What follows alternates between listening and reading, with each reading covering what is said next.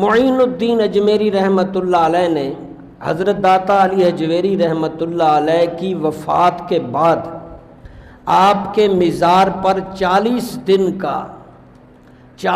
دن راتوں کا چلا کیا، اور پھر اتنا فیض بڑھا حضرت خواجہ معین الدین چشتی رحمۃ اللہ علیہ کا مزار حضرت داتا علی اجمیری سے اتنا فیض ملا کہ وہ کہہ گئے، یہ ان کا کلام ہے خواجہ معین الدین جنہوں نے 99 لاکھ کروڑ کے قریب مسلمان کیے، انہوں نے کہا گنج بخش فیض عالم مظہر نور خدا، گنج بخش فیض عالم مظہر نور خدا، ناک سارا پیر کامل کامل آرا رہنما، ناک سارا پیر کامل کامل آرا رہنما۔ حضرت معین الدین چشتی اجمیری رحمت اللہ علیہ روضہ رسول سے اللہ کے رسول صلی اللہ علیہ وسلم نے انہیں بھیجا، اشارہ دیا، بتایا خواب میں معین الدین اٹھو، حالانکہ ان کا اصل نام معین الدین نہیں ہے، یہ نام جناب رسول اللہ نے لیا، یعنی معین الدین کا مطلب دین کی مدد کرنے والا، دین کا مددگار۔ یہ رسول اللہ نے جو پکارا تو آپ کا وہی نام مشہور ہو گیا، اور اسی نام سے آج لوگ جانتے ہیں، معین الدین، دین کی مدد کرنے والا۔ فرما رہے رسول صلی اللہ علیہ وسلم اٹھ معین الدین، بر صغیر میں ہندوستان میں بہت بت شکنی ہے، کفر ہے، چل ادھر جا کے اللہ کا دین پھیلا۔ عرض کرتے ہیں معین الدین اللہ کے نبی مجھے تو نہ ہندی آتی ہے، مقامی وہاں کی کوئی زبانیں نہیں آتی، اور راستے کا بھی نہیں پتا، تو جناب نے انگلی سے اشارہ کیا، یعنی کہ انگلی سے اشارہ کر کے سارا راستہ دکھا دیا، اور فرمایا جانا تیرا کام ہے، اور تیرے جسم اور زبان سے حق ثابت ہونا یہ اللہ کا کام ہے۔ یعنی آپ نے فیض سے لبریز کر کے معین الدین کو بھیجا کہ تمہارا ادھر وجود ہی کافی ہے۔ بعض بندے برکت والے ہوندے نے نا، انہاں دی وجہ تو روزی ملتی ہے، بلکہ حضور صلی اللہ علیہ وسلم دی ایک حدیث مجھے یاد آ گئی، فرمایا سفید داڑھی والے اور بوڑھوں کی وجہ سے بہت سے گھروں کو، بہت سی فیملیوں کو، بہت سے لوگوں کو رزق دیا جاتا ہے، یعنی جہاں بوڑھے ہوتے ہیں سفید داڑھی والے، ان کی وجہ سے وہ گمنام طریقے سے اللہ تعالیٰ ان کی جو قدر کرتا ہے اللہ انہیں دے ہی جاتا ہے۔ اور یہی فرمایا رسول اللہ صلی اللہ علیہ وسلم، جس نے بوڑھے کی عزت کی اس نے اللہ کی کی، جس نے بزرگ کی عزت کی حیا کی اس نے اللہ کی کی، تو بوڑھوں کی وجہ سے رزق ملتا ہے۔ تو بہر کیف حضرت خواجہ معین الدین چشتی اجمیری بتائے گئے حضور کے راستے سے چل پڑے، وہ خشکی کا راستہ، وہاں سے عراق سے پھر یہ ہمارے بارڈر جو صادقآباد کی طرف سے پیدل سفر تھے، تو یہاں آ کر داتا علی اجمیری کی بارگاہ میں وہ 40 دن بیٹھ گئے۔ حالانکہ راستے میں ہو سکتا ہے آرام کرنے کے لیے رات گزارتے ہوں، 2-3 دن بعد ریسٹ کرتے ہوں، لمبا سفر ہے، لیکن یہاں 40 دن گزارے۔ ہمارے پاس بہت بڑے بزرگ ہیں، ہم خوش نصیب ہیں، لاہور والے خوش نصیب ہیں۔ حضرت داتا علی اجمیری، حالانکہ ان کا اصلی نام ہے سید علی بن عثمان اجمیری، سید علی بن عثمان، اب اس نام کا کم لوگوں کو پتہ ہے، داتا علی اجمیری، داتا، یہ داتا انہوں نے مشہور کیا خواجہ معین الدین نے، ہم نے نہیں۔ یہ گنج بخش سے یہاں سے، اور پھر یہاں جب رہے ہیں تو انہوں نے 40 دن میں فیض جو ملا مزار پاک سے، حضرت داتا علی اجمیری کے مزار پاک سے جو فیض ملا، اس فیض کو اتنا انہوں نے اپریشیٹ کیا، اس پہ پورا کلام لکھا۔ میں کسی وقت پھر یہ کلام، میری پچھلی ویڈیو میں ہوگا وہ کلام، لیکن علامہ اقبال نے بھی بہت کلام لکھا، اور یہ وہ ہستی ہیں جن کے ہم پڑوس میں رہتے ہیں، جن کو امام غزالی سلوٹ کرتے تھے، امام غزالی رحمت اللہ علیہ، جن کی صحبت کو ترستے اور فالو کرتے گئے غوث اعظم شیخ عبد القادر جیلانی، جن کی صحبت داتا لجویری کی صحبت سے فیض یاب خالی معین الدین چشتی اجمیری نہیں، خواجہ بختیار کاکی، حضرت بابا فرید الدین شاہ، بہت نام ہے۔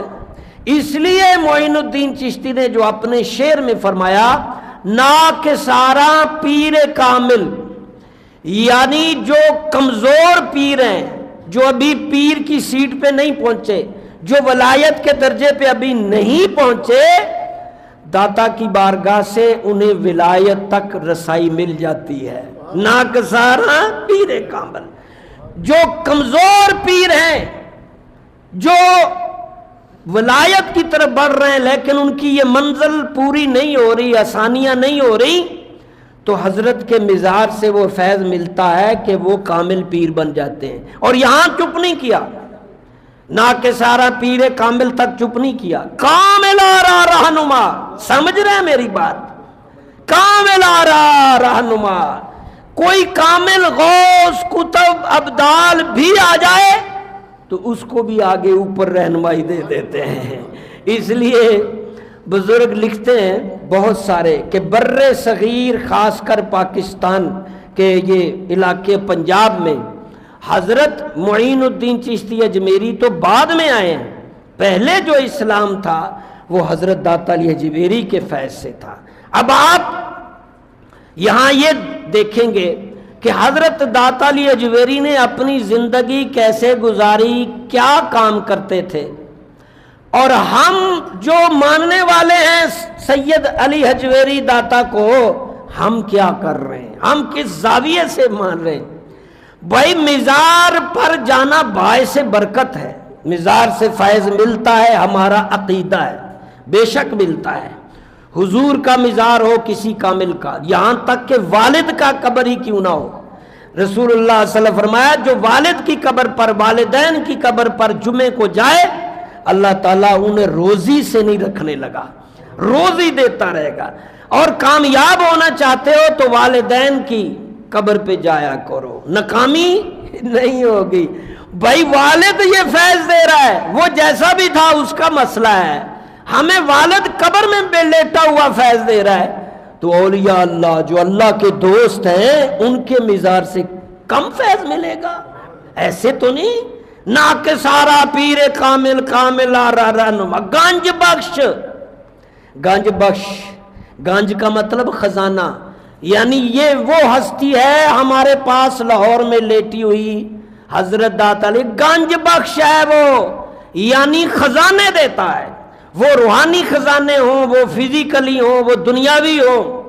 فیض گنج بخشے فیض عالم، پورے جہان میں ان کا فیض ہے، ظاہر ان کے مسلمان کیے ہوئے دنیا میں پھیلے، اسلام پھیلا، لاکھوں لوگ مسلمان کیے، اور آج بھی ان کی روحانیت اور ان کی تعلیمات دو شکلوں میں ان کی ابھی بھی آپ فائدہ لے سکتے ہیں۔ ایک ہے ان کی تعلیمات، ان کی عملی زندگی، ان کی بکس، وہ جو لکھ کر گئے ہیں، جو کر کے گئے ہیں، اور دوسرا ان کے مزار سے فیض بھی لے سکتے ہیں اگر آپ باوضو اور تلاوت والے ہوں، بھنگڑے والے، ڈھول والے، شور والے نہ ہوں، چرسی بھنگی نہ ہو، یہ چیزیں ہمارے اسلام میں نہیں۔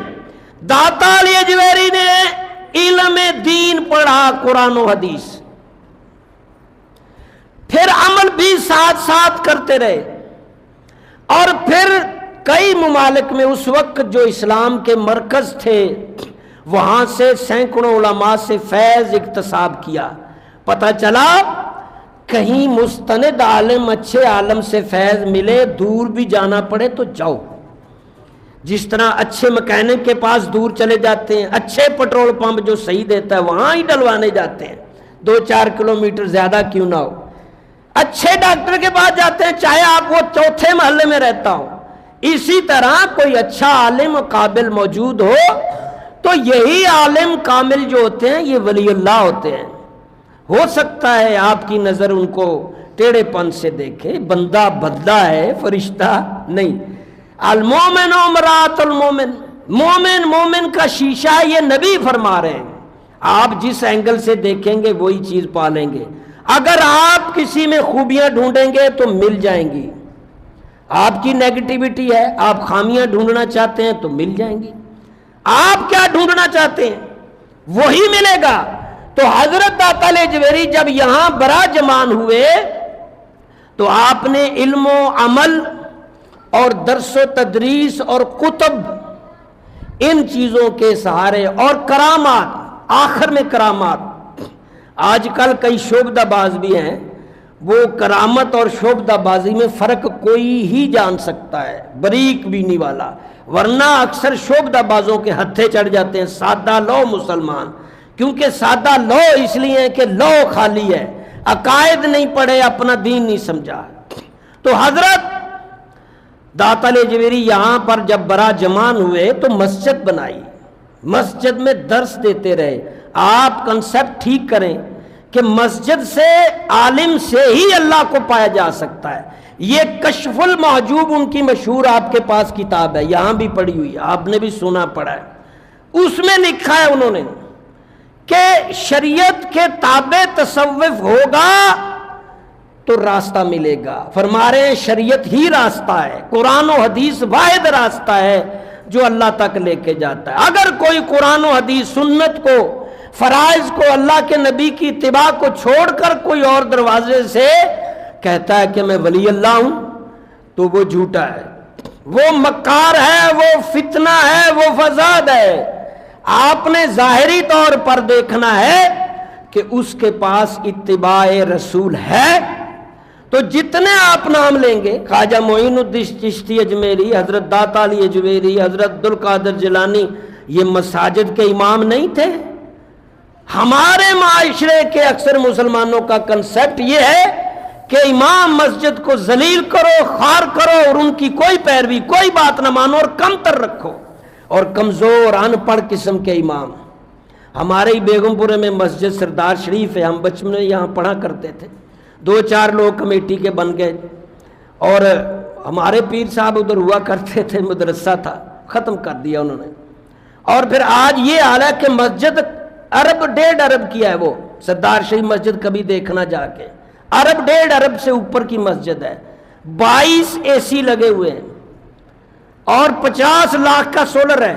और इमाम उन्होंने रखना है जो सिर्फ हाफिज हो, जिसको ना दीन आती हो, जिसका आगा भी ना हो, पीछा भी ना हो, स्पोर्ट भी ना हो।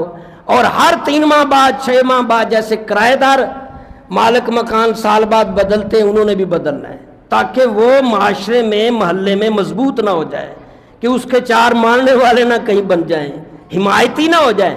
और आप वो चेयरमैन साहब या जो भी सेक्रेटरी साहब, वो बरतानिया बैठे हैं, उधर से हिदायत होती है। तो बाहर कैफ हमारा माशरा इमाम मस्जिद को कमतर और गरीब रखना चाहता है और उसको फॉलो नहीं करना चाहता, और हर जगह महरूम रखना चाहता है। जनाजे वैसे फ्री हैं, हजारों पढ़ा दो, और जो निकाह है उस पर भी वो यतीम गरीब बन जाते हैं, वो भी फीस नहीं है। तो फिर माहाना इनकम और या मस्जिद पे डिपेंडेड तनख्वाह या बिल वगैरह, उस पर भी नजर रखते हैं। और अगर कोई इमाम बिजनेस कर ले दाएं बाएं, कोई गाड़ी शाड़ी रख ले, तो वो भी। आप अपने इमाम को जब तक पूरी तरह समझेंगे नहीं। क्या दाता लजवेरी इमाम मस्जिद नहीं थे?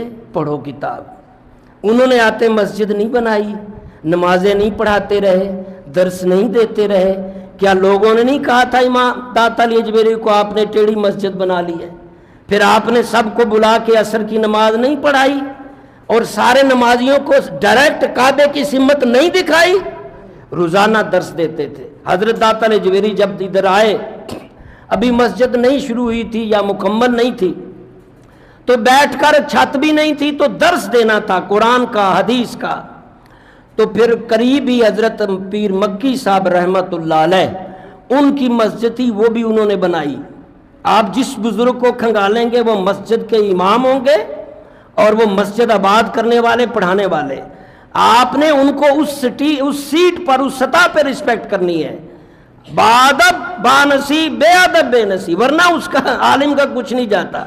इधर से उधर जब नबी हिजरतें करते रहे तो इमाम करेगा तो क्या पड़ेगा, उनका कुछ नहीं जाएगा, शायद इससे बेहतर हो। तो बाहर के हजरत दाता अजमेरी के पास छत नहीं थी, मस्जिद नहीं थी। हजरत पीर मक्की साहब के पास मस्जिद बन चुकी थी, और उस वक्त जो भी फासला आपको पता है, तो हजरत दाता अजमेरी वहां जाके हजरत पीर मक्की रहमतुल्लाह अलैह का डेली बेसिस पे दर्स सुनते थे। यानी इसका मतलब है अगर आपके पास इल्म भी है तो भी दर्स में बैठो। आप दीन पढ़ चुके हो, बड़ा सीख लिया, बड़े दना हो गए हो, फिर भी दर्स में बैठो। आपको उस बैठक उस सोबत का असर जरूर आएगा, मगफिरत होगी, रूहानियत बढ़ेगी। और फिर दाता अजमेरी ने कितने साल दर्स दिए, किताबें लिखी। फरमाते हैं एक ही रास्ता है अल्लाह तक पहुंचने का, वो है शरीयत। इसके अंडर तसव्वुफ, तरीक़त, पीरी, मुरीदी शरीयत के अंडर है, तो फिर रास्ता बनेगा और कोई। बल्कि एक जुमला में बड़ा जानदार है, फरमाते हैं अल्लाह का वली बनना, अल्लाह तक पहुंचने का वाहिद रास्ता शरीयत कुरान और हदीस है। यानी इसके अलावा कोई रास्ता नहीं है कि तुम अल्लाह तक पहुंच जाओ। ताबे कुरान ताबे रसूल होंगे, दर्स देते रहे, और फिर आपका जो पैगाम था, तालीमात थी, वो आप पढ़ सकते हैं। आपके पास कश्फुल मौजूब, इसके अलावा भी बहुत सी किताबें पढ़ी।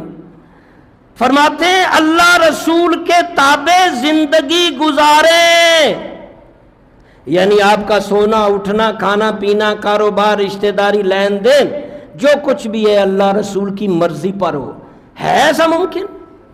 अपनी रस्में, अपनी मर्जियां, अपना मौल। और मजीद फरमाते हैं कि इखलास और आजजी, इखलास और आजजी ये रास्ते के पुल्ले हैं जहां से गुजर कर अल्लाह तक पहुंचना है।